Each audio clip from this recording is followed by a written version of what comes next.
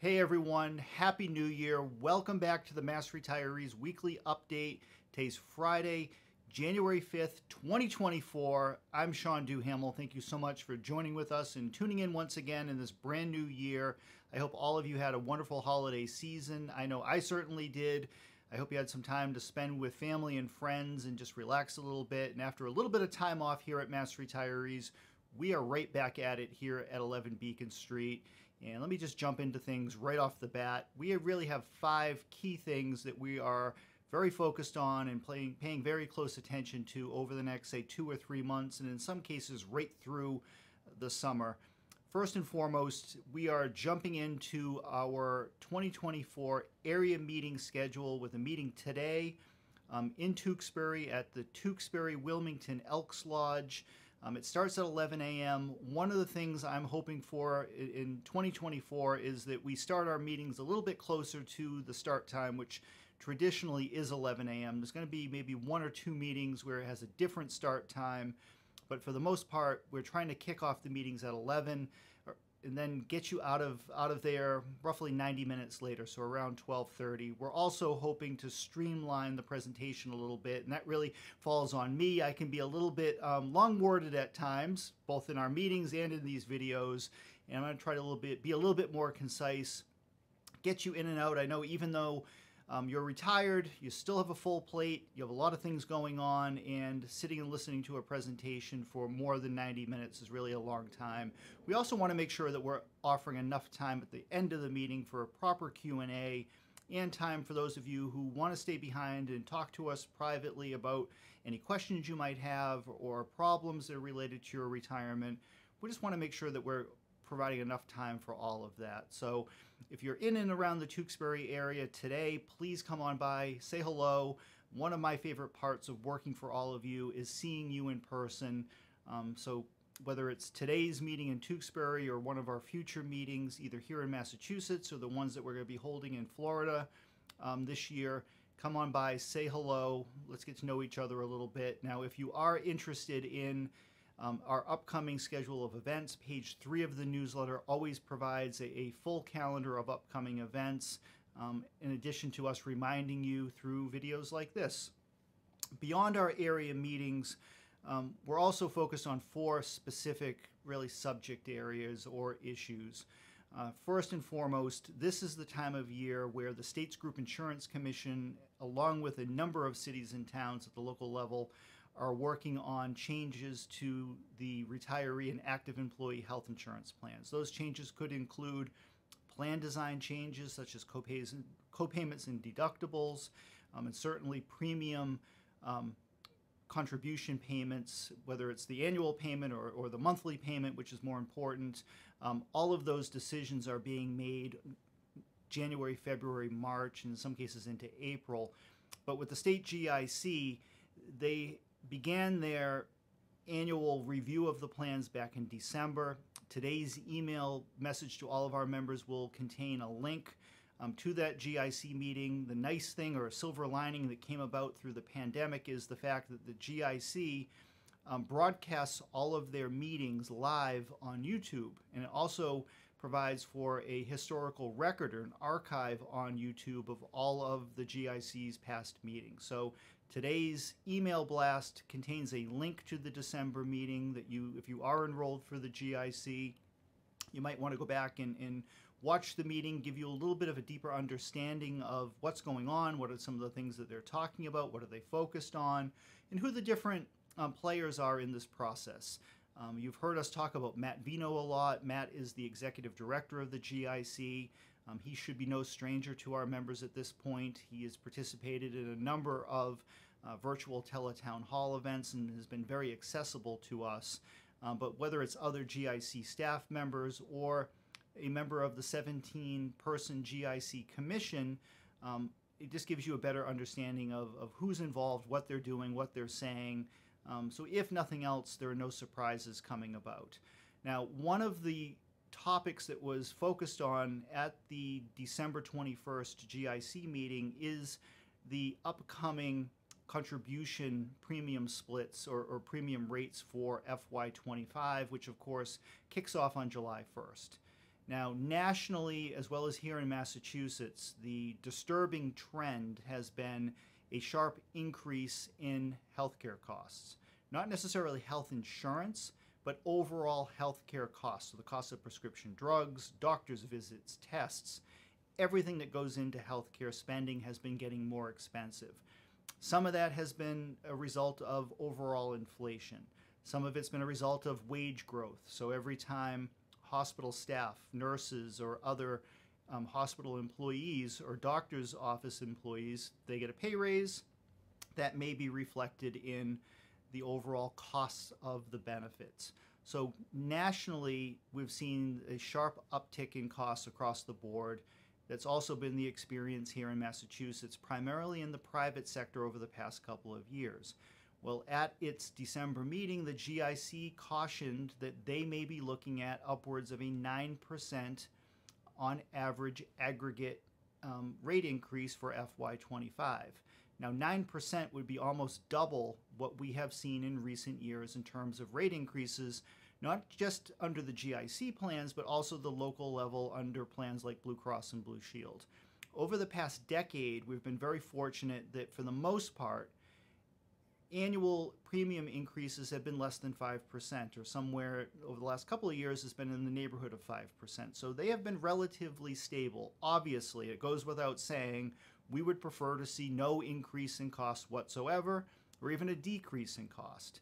But unfortunately, that's just not the reality right now, and it's nothing that the GIC or even the state government has any direct control over. There are a lot of different factors going into this.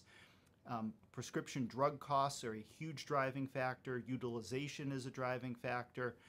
And there are just certain things that are beyond the immediate control of government officials or even the health insurance plans to keep a lid on. So as we go into later this month, the GIC's January meeting where plan design decisions will be made, and then in February, further plan design decisions will be made, and then finally, the second meeting in February will be the annual rate setting meeting when the GIC sets the premium contribution rates for the coming year. We're hoping that they come in less than 9%, but we wanted to make everyone aware that this was what is going on. Now, at the local level, to varying degrees, city and town governments are going through the same exercise, and we are working closely with the public employee unions through the local public employee committees and our friends at Blue Cross and Blue Shield and some of the other insurers to do the best we can to, first of all, make sure that our local retirees have a seat at the table and a voice in this process, and to make sure that changes are not being made that are detrimental to your best interests. So what I will leave you with when it comes to healthcare, if you learn of something happening at the local level in your local community, whether you are insured through that plan or some other plan, but if you hear something or see something, say something. What I mean by that is contact us. Call myself, call Nancy McGovern, let us know what you are hearing at the local level. And oftentimes, we can coordinate efforts with local retirees and the local public employee unions, and together get out in front of these potential changes and make sure that your best interests and the best interests of our local retirees are being represented. And in some cases, we've been able to head off some pretty negative things really before the horse get out of the barn. But it's very important that we be proactive, particularly when it comes to health insurance and healthcare changes. Now, beyond health insurance, we are also keeping a close eye on several developments on Beacon Hill. First and foremost, this month, Governor Healy will file her annual budget. It is due out, I believe, on January 24th, Wednesday, January 24th. Specific in the budget, we are looking at the state and teacher COLA. As all of you know, the state and teacher COLA continues to lag behind what many municipalities are paying in terms of a COLA base. The COLA base for state and teacher retirees has been locked in at $13,000 now for 12 years, and it is long overdue to change, and we are putting a full court press on a couple of different aspects of the COLA. First of all, we desperately want to see an improvement in the $13,000 base. It is, again, long overdue. The recent spike in inflation only exacerbates the problem faced by retirees of not being able to keep up with the cost of living. And we're going to do everything we can to advocate for at least a modest increase in the COLA base for FY25. At the same time, we need to come up with a better way of going about funding the COLA for the future to avoid 10 and 12-year gaps in improvements being made. Yes, these benefits are expensive, but it is your money in the system. And when we have great success, like we saw again in 2023 in terms of the financial markets and the investment returns, it is very important that that success be shared, at least to some degree, with the beneficiaries of the retirement systems. And those beneficiaries are all of you. Again, that's your money. You paid into that system all those years. You deserve to reap the benefits of the success of the system. But we need to find a better way of going about funding these benefits over time, because there is a cost to this. Every time a COLA is paid, it is in perpetuity. It's not a one and done or a bonus or a 13th check, as the case may be in some states. So it is important that we get everyone together who's an expert on these issues, whether it be from state government in the budget departments of A&F and the Ways and Means Committees, the Joint Committee on Public Service, PERAC, State and Teacher Retirement Systems, our association, same as what we did back in 1996 with the great COLA reform legislation that was developed. We once again need to come together and find a better way to address this particular problem going forward for the benefit of existing retirees as well as future retirees. At the same time, on Beacon Hill, all eyes are focused on the committee process. The legislative committees in both the House and the Senate have, as it stands now, until February 7th to act on the various bills or proposals that are now pending before the committees. Now, in the case of mass retirees, we filed 16 or 17 different bills. All of those bills have now received a public hearing, and it is now before the various committees, like the Public Service Committee, for instance, to decide what to do next. Either report the bills out favorably, unfavorably, which I would be very shocked if any of our bills received an ought not to pass or an unfavorable recommendation, or the committee could decide, you know what, we don't feel that we have enough time to really research this and dig into it. Further investigation and study is needed. And then they put the legislative proposal in a study order to be acted on at a later date, which most likely would be in a future legislative session. So obviously our goal is to see as many of our bills released favorably by the various committees as possible, get it to the next step of the process and continue to move forward. Now, again, we'll be working very closely with our legislative co-sponsors, with the chairman of various committees. We will be reporting back to you throughout the month of January and into February on any legislative action as it occurs. Now, speaking of legislative action, we are also very much awaiting word of next steps on Capitol Hill in regard to the weapon, the GPO. You know that back in November, the Ways and Means Committee in the House held a public hearing in Louisiana on the overall problem of weapon GPO, and they solicited testimony not only from the four retirees that appeared before that hearing in Baton Rouge, but also from organizations like Mass Retirees and our individual membership in terms of what the impact of weapon GPO have been on you personally.